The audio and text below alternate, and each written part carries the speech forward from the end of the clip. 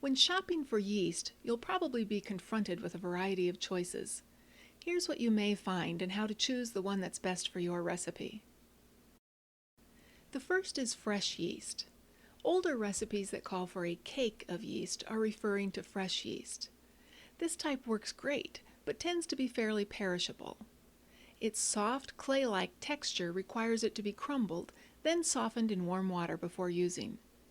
It's available in the dairy section of select grocery stores, especially during the holiday baking season. However, distribution is limited.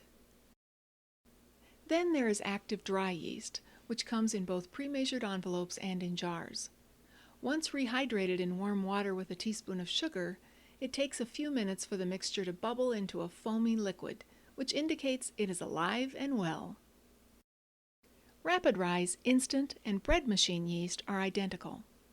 They were developed in the 80s to speed up the bread making process. This fast-rising yeast is quicker in a couple of ways.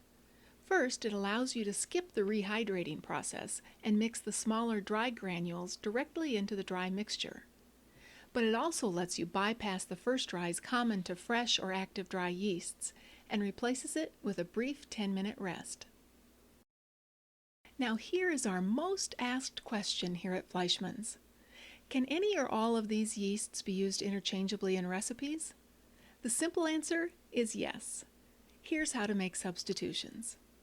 If a recipe doesn't specify the type, but directs you to proof or soften the yeast in water, it is assuming that you will use active dry or fresh yeast. Either variety will work.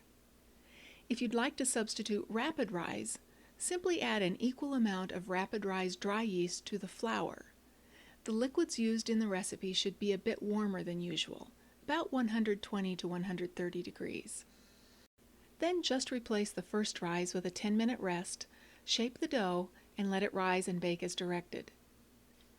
Likewise, if a recipe calls for rapid rise and you have active dry, simply take 1/4 cup of liquid from the recipe and use it to proof the yeast, along with ½ teaspoon sugar. Then add to the dough and continue as directed.